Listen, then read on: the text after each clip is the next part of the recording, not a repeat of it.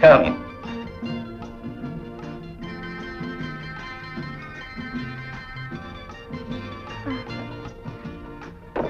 What is this?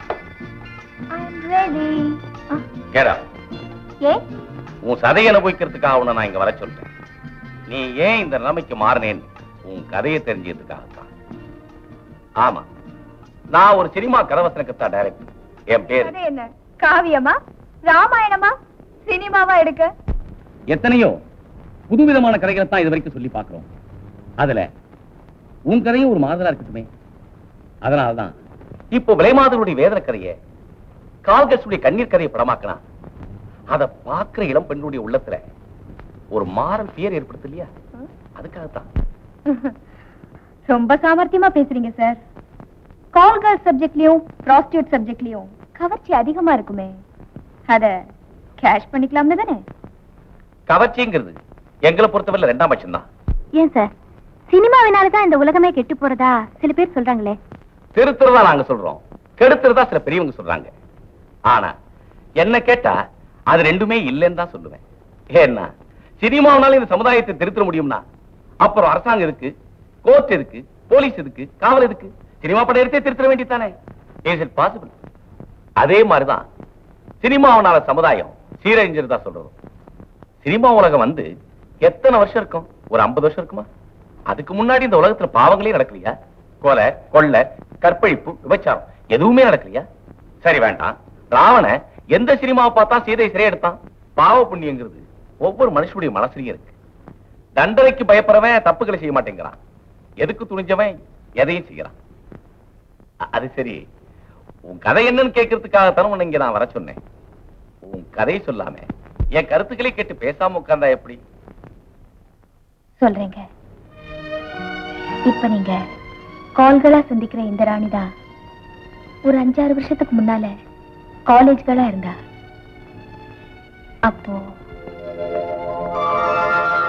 என்னடி வீட்டுக்கு போறதுக்கு அவ்வளவு அவசரம்? ஆமாண்டி, நேரமாச்சுன்னா வீட்டுல தேடுவாங்க. சும்மா ஒரு காபி சாப்பிட்டுட்டு போயிடலாம். நோ, அதெல்லாம் வேண்டாம், நான் போகணும். சின்ன பப்பா ரொம்ப தான் பயப்படுறா. ஏ பாடினா சரி, உங்களுக்காக வரேன். ஏண்டி சாரு, எப்ப பார்த்தாலும் நம்ம ராணி காப்பியை தவிர வேற எதுவுமே சாப்பிட மாட்டேங்கிறாளே. அதானே, பில்லு குடுக்கணுமே பயப்படுறியா? பில்ல வேணா நாங்க தரோம், நீ சாப்பிட்டுடி. பில்லுக்கு நான் பயப்படலடி, எங்க அப்பா அம்மாவுடைய சொல்லுக்கு தான் பயப்படுறேன். காஃபி சாப்பிட கூட நான் ஹோட்டலுக்கு வரேன்னு தெரிஞ்சா எங்க அப்பா என்ன கொன்னே போட்டுடுவாரு. டேய் சங்கர், அதோ அந்த ஸ்வீட் 18 உட்கார்ந்துகிட்டு இருக்க, எப்படி நல்லா இருக்குல்ல? அந்த மேக்ஸியா சொல்ற? மடையா ப்ளூ தாவணியில மஞ்சள் ஜாக்கெட்ட போட்டுக்கிட்டு பார்க்கிறதுக்கு அழகா பியூட்டி குயின் மாதிரி உட்கார்ந்துகிட்டு இருக்காளே, அவளை சொல்றேன்டா. அவ உண்மையிலே குயின் தான்டா. என்னடா சொல்ற? அவ பேரே ராணிதான். தேசாம், மத்த பெண்களை உன் வலையில ஈஸியா சிக்க வைக்கிற மாதிரி இவகிட்ட நடக்காது. வீணா ஏண்டா எட்டாத பழத்துக்கு கொட்டாவி விடுற? எந்த பொறுத்த வரையில எட்டாத பழம்னு ஒண்ணு இல்லவே இல்லை.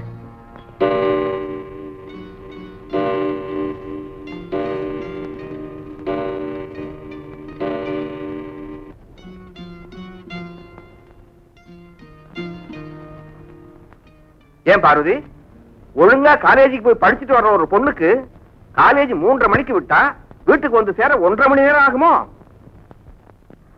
அது வந்துப்பா, என் தோழிங்க எல்லாம் ரொம்ப கம்பல் பண்ணாங்கன்னு காலேஜுக்கு பக்கத்துல இருக்கிற ஹோட்டல்ல காஃபி சாப்பிட போயிருந்தேன். உன் பொண்ணு காலேஜ்ல இருந்து வீட்டுக்கு வந்தா நீ காஃபி போட்டு தரது இல்லையா?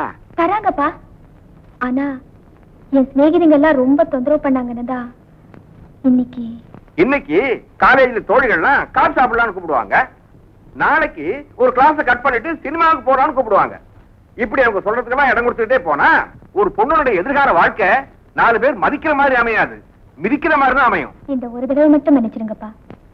நாளையில இருந்து காலேஜ் விட்டதும் நேரா வீட்டுக்கு வந்துடுறேன். என்னடி நீ பாட்டுக்கு போயிட்டே இருக்க? வாடி, வழக்கம் போல காசு சாப்பிட்டு போவேன். நான் வரலடி, காலேஜ் விட்டதும் நேரா வீட்டுக்கு வரேன்னு காலையிலேயே சொல்லிட்டு வந்தேன். எனக்காக அப்பா அம்மா வெயிட் பண்ணிட்டு இருப்பாங்க. அப்படியா? Bye bye by.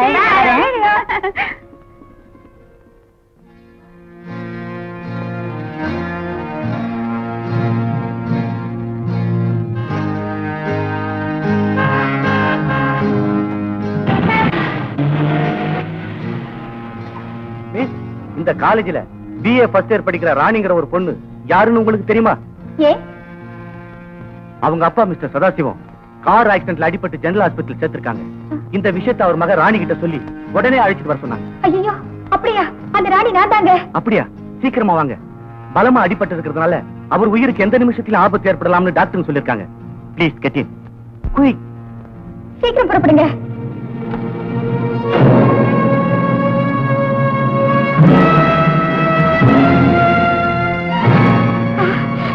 யார் நீங்க?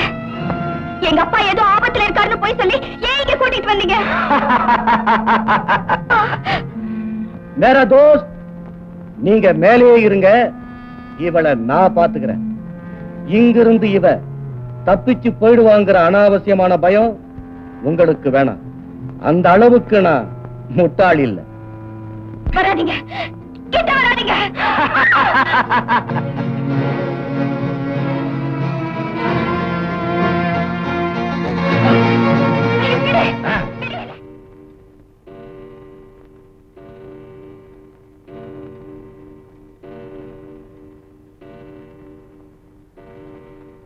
என்னங்க, வழக்கமா 4 மணிக்கெல்லாம் காலேஜ் விட்டு வந்துடுற நம்ம பொண்ணு இன்னைக்கு ராத்திரி 10 மணி ஆயும் வரலையே. என்ன பண்ண சொல்ற? எங்க போய் தேட சொல்ற? போலீஸ்லயாவது ரிப்போர்ட் கொடுங்களேன். வயசுக்கு வந்து ஒரு பொண்ணை காணோம்னு நான் போய் போலீஸ்ல கம்ப்ளைண்ட் பண்றது ஒண்ணுதான், நம்ம பொண்ணோட எதிர்காலத்துக்கு படுகொலை வெட்டுறது ஒண்ணுதான். அப்ப என்னதான் செய்ய போறீங்க?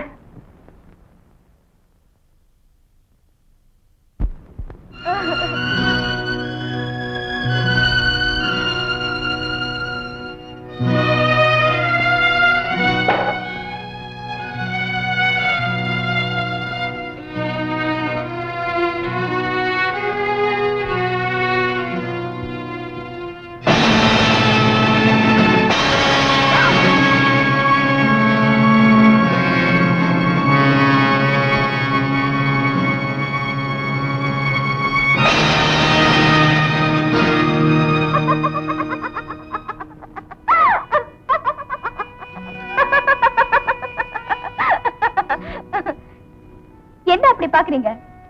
கதையை சொல்லி முடிச்சதும் கண்ணீர் விட்டு கவலைப்பட வேண்டியவ கலகலன்னு சிரிச்சுக்கிட்டே இருக்காளேன்னு ஆச்சரியமா இருக்க.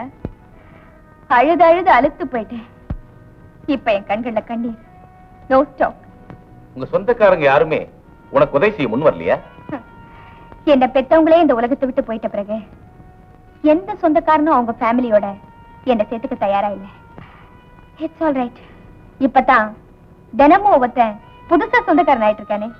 இருக்கிறவனுக்கு ஒரு வீடு, இல்லாதவனுக்கு பல வீடுன்னு நீங்க கேள்விப்பட்டதில்ல? அடடே, நீங்களே வசனக்கர்த்தா வச்ச உங்ககிட்டயே சொல்லிக்கிட்டு இருக்கேன்னு. அப்புறம் என்னதான் ஆச்சு? காலம்தான் யாருக்காவும் காத்துக்கிட்டு இருக்கிறது இல்லையே. என் வயித்துல ஒரு கரு உண்டாயிடுச்சு. விதைய அந்த 3 அயோக்கியங்க விதைச்சிட்டு போயிட்டாங்க. ஆனா விளைச்சல நான் தானே அறுவடை செஞ்சாகணும். விரும்பாத கருதா வேண்டானா விலகிடவா போகுது. கரெக்டா 10ஆம் மாசம் ஒரு சுபயோக சுபதினத்தில் எனக்கு ஒரு குழந்தை பிறந்தது. கொஞ்ச நாள்லயே போலியோ அட்டாக் ஆயிடுச்சு குழந்தைக்கு. கால் விளங்காத அந்த குழந்தைக்கு வைத்தியம் செய்யத்தான் அந்த காலேஜ்களா இருந்த ராணி இப்ப கால்களா மாறிட்டா. இதுதான் இந்த கிரேட் ராணியோட சரித்திரம். எப்படி, என் கதை நல்லா இருக்கா? சினிமாவா எடுத்தா சில்வர் ஜூப்ளி ஓடுமா? ஓகே, கொஞ்சம் இத வந்துடுறேன்.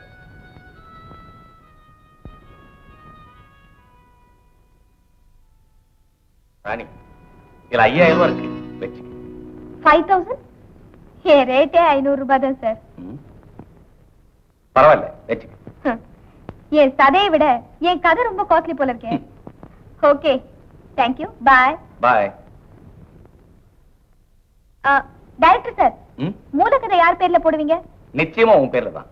நோ சார், என் பேர்ல போடாதீங்க. சினிமாவா எடுத்தா ஒரு டிக்கெட் அனுப்புங்க.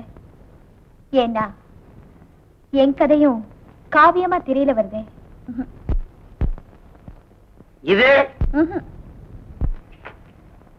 இது இதை விட பெரிய செய்தி இந்தியாவிலே இல்லம்மா. ஆமா, பாடி யாருக்கு? எனக்குதான். உனக்கா? என்னது? இல்லம்மா, உன் சைஸுக்கு பாடி இல்லைன்னு சொன்னேம்மா. இன்னொரு 5-6 வருஷம் கழிச்சு தான் போட்டுக்க. இப்பயே அவசரப்படுறேன். சத்த போயா. இதுவும் வாங்கலியா? இன்னைக்கு என்ன வியாபாரம் இப்படி மப்பு மந்தாரமா இருக்கு?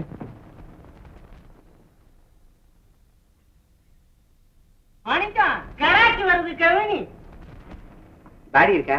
இது என்ன தலக்கடங்க பாடி கேக்குற? அட பிரேசரி கேட்டேன். பின்ன இங்க போண்டாவா விக்கிறான்? ஐயா. ஆமா, யாருக்கு? எனக்கு. போடி. அட போடா போடி. இந்த அங்கெல்லாம் கை வைக்காத ஒரு மாதிரி ஆகுது. ஆமா, உன் சைஸ் என்ன? 32, 34. இதுல ஒண்ணு அதுல ஒண்ணா? இல்ல, 1, 2. அப்படி யாருக்குமே வராதுடா. இந்த இதுல துப்பு. எப்பவுமே வாயில இருக்கிறத முழுங்கிடணும். முழுங்கிரு. வச்சிருப்பா.